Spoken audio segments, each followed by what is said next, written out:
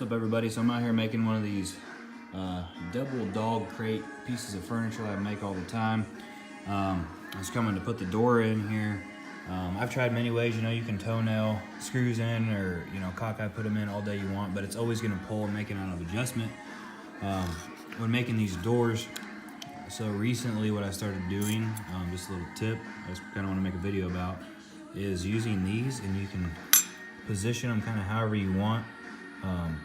It doesn't quite matter, and you get these to hold them at least, and then you can go through and add one more for stability if you want. So we'll go through there on all of them.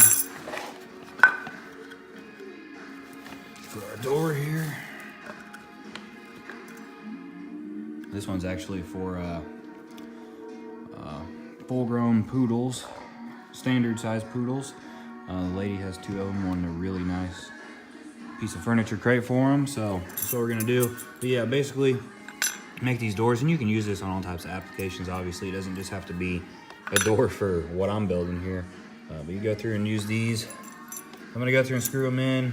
This is my first time actually trying using these. Last time I used ones that go on the inside. Didn't feel like they were too strong, so this time I'm going through and I'm gonna try these out and screw them in and see how solid they are.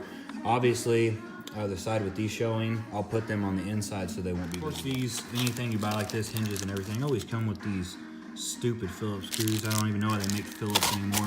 So I toss them to the side, maybe use them for a rainy day, and I'll get out some of these little short torque, camera will focus, use some torque screws, right about perfect size to sink down in there. All right, so I went through and put them all on, and actually made it a lot stronger than I thought.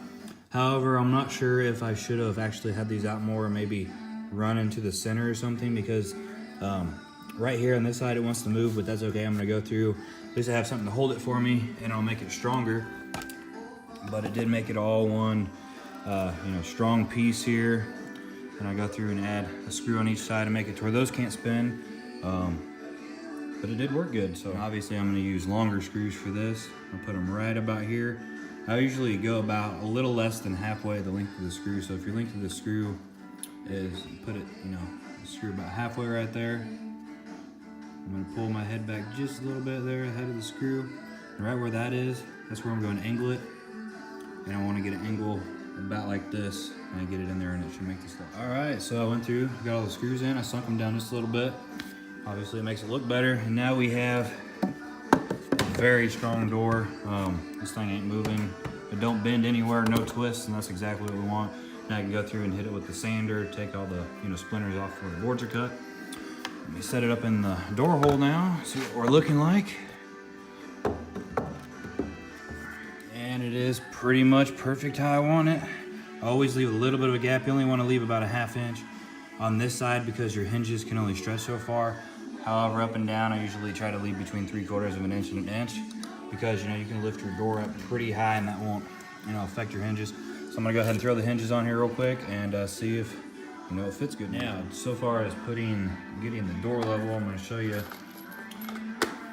So I figured this out a while back. I'm just gonna take some little screws, don't really matter what size they are. And I'm going to set one right here somewhere.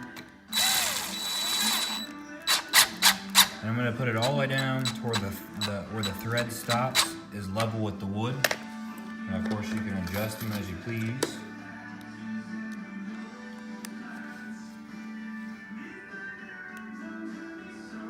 One over here. Same thing, all the way down till thread's pretty much all the way in now. And I did, by the way, get the hinges on there. Throw this up, and if we have enough room, which it should be just about right here for my spacing I done. See, those screws are going to hold the door towards pretty much perfectly level or so. And it lets us leave our gap, just a little bit of a gap at the top. And then we'll take out those screws or screw them in once we get the door mounted. Might as well take them out, no point in having them. But then our door is level and we got a perfect space instead of trying to jam something under there. So I think works. So let's go ahead and get the hinges on. If done right there, the gap looks pretty even across the top. Should be on the bottom because our screws are there. We got about a perfect gap here to be able to put our latch on. The gap right here looks pretty even. Hinges on. Still got to add a few more screws, but I wanted to make sure before I get carried away. So I can open this, and it is gonna be a little rough because the screws are scratched on the bottom of that. But what we can go ahead and do now, take my screws out.